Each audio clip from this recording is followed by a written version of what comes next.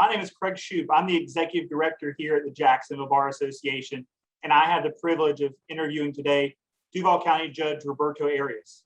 Judge Arias has served on the bench here in Duval County since 1995, received his Bachelor of Arts from Florida International University and his Juris Doctorate from Ohio State University. He served as an assistant public defender for the Fourth Judicial Circuit and was in private practice where he practiced both criminal and civil. He has a diverse interest in our community, which include the Hispanic American Business Association. He's been a mentor at Justina Road Elementary, Hubbard House, and Lutheran Social Services. Judge, thank you for joining us today. It's my pleasure, Craig. Nice to see you. Good to see you always. So I guess our first question, we'll dive right into it. So Judge, tell us a little bit about your cultural background and what your upbringing was like. I was born in Cuba in 1954. That puts me in the retirement age. My father was also born in Cuba. I grew up in Cuba until I was 11 years old when we left as exiles to Mexico and waited for asylum into the United States. That's how we immigrated to this country in 1965. Do you believe it is important to have cultural diversity on the bench, and why? Well, you know, I grew up in Miami, and in Miami is a mixture of many different peoples from around the world, especially in South America. And I know it's a little intimidating to appear before a judge if you have to appear in court to begin with, regardless of where you're from.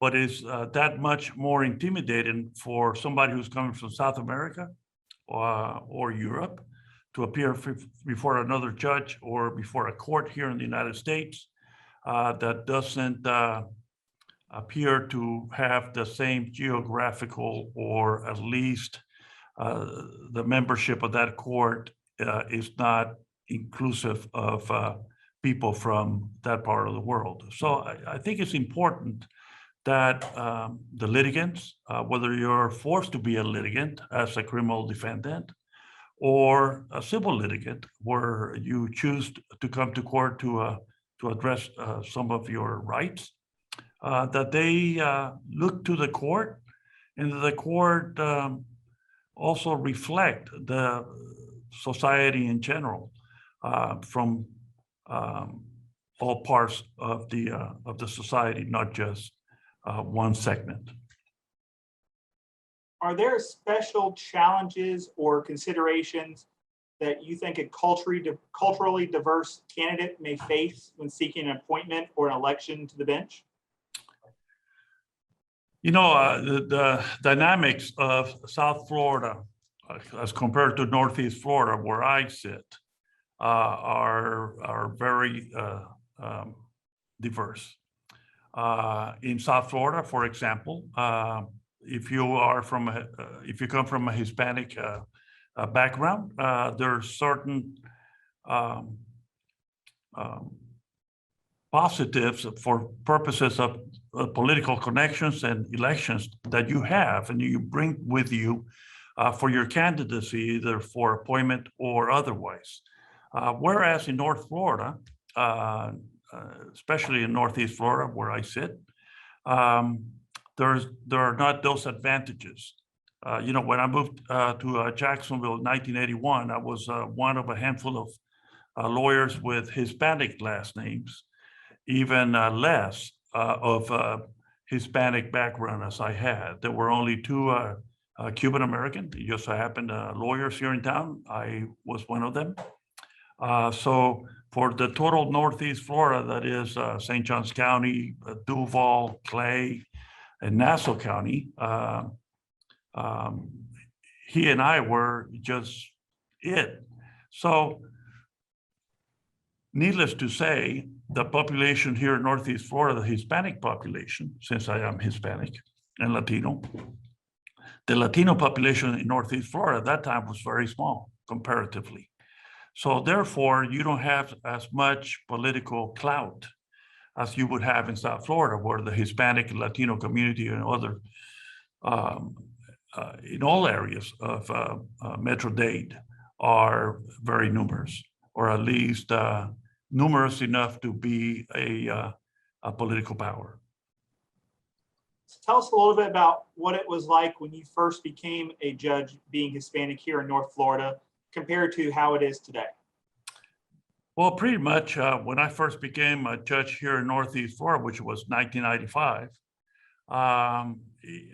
it was pretty much very similar to what occurred when I came to Jacksonville in 1980, 81 rather, when I was hired as an assistant public defender. There were, again, not that many Hispanic lawyers or lawyers with Hispanic sounding last names.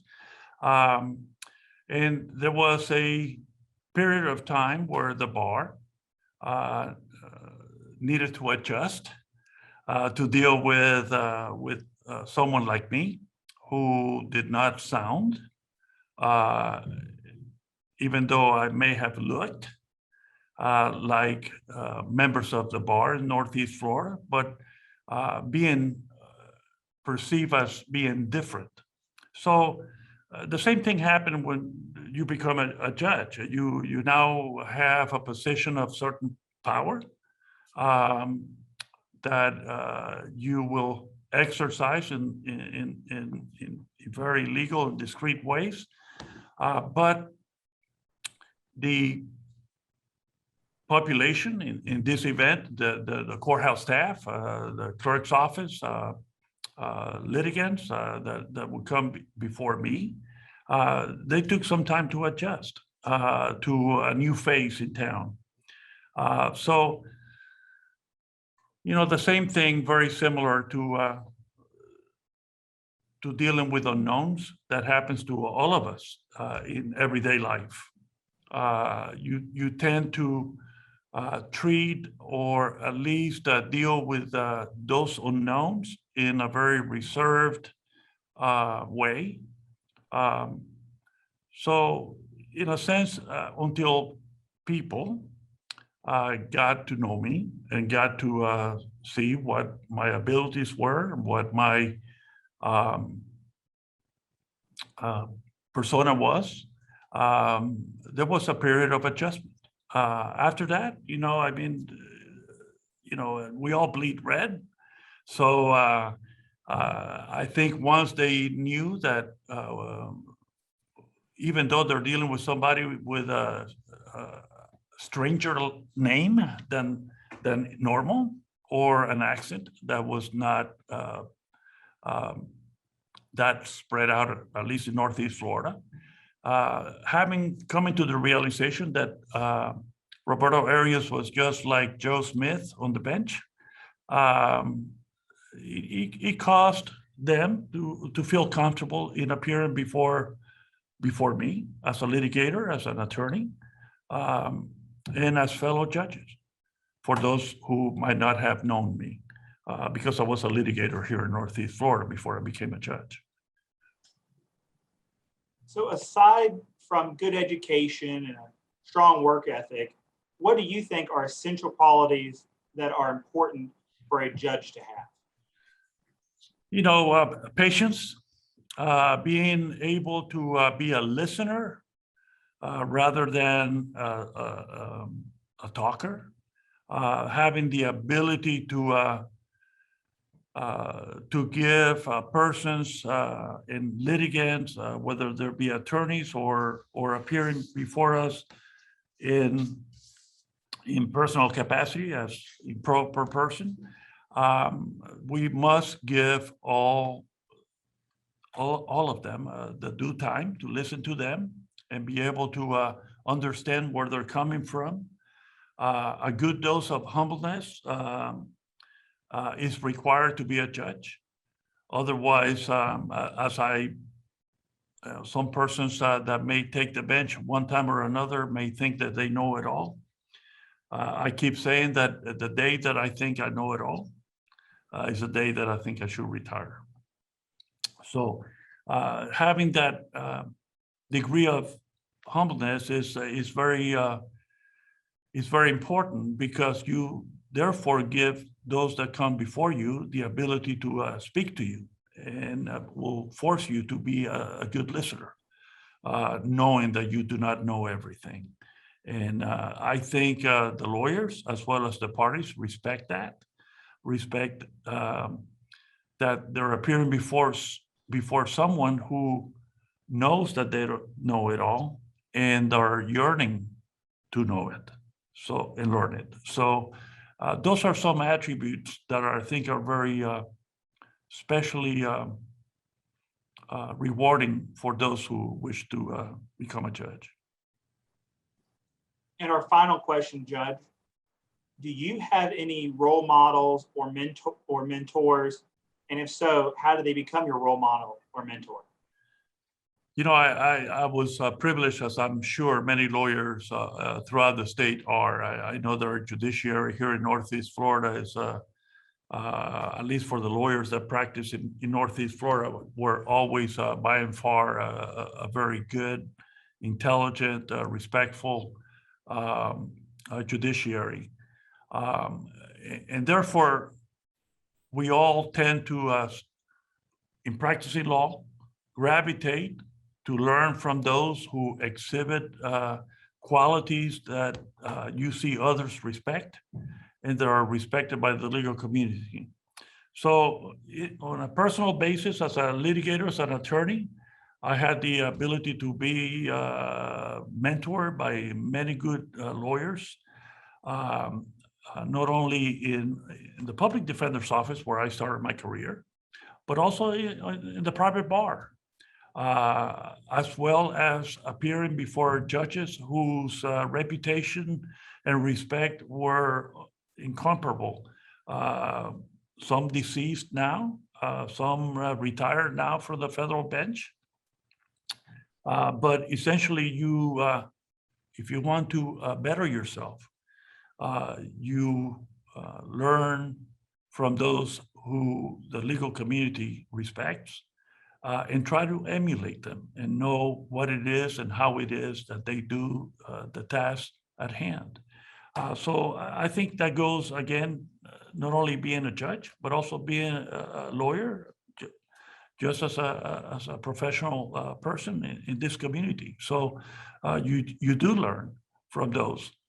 You know, essentially, I think we live operate in a political system, whether we like it or not, where you're either elected or appointed and then subject to re-election. And I think the bar respects and therefore do not run and wish those judges who excel themselves and who maintain the quality of judicial excellence that we are looking for in the judiciary. Those judges are not challenged. And I know that in some parts of this state, judges are challenged at the drop of a hat for no good reasons. But at least here in Northeast Florida, it has been my experience that most of the judges who are doing their job and are respected in the legal community do not face challenges. And I've been fortunate enough and blessed enough since 1995 not to have had anybody run against me or mention running against me. So that's something that I cherish as a token of my professionalism and my abilities as a judge. Well, thank you, Judge. That's all very interesting. And we appreciate your time today and sharing a little bit about your history and your thoughts. And again, thank you so much for participating today. Well, it's my pleasure being here with you, Craig. And I have an open door policy and open phone policy. So for anybody who's watching this and they wish to reach out to me and ask me for legal advice as a mentor, I'm ready to assist you. Thank you so much. Bye-bye, Craig.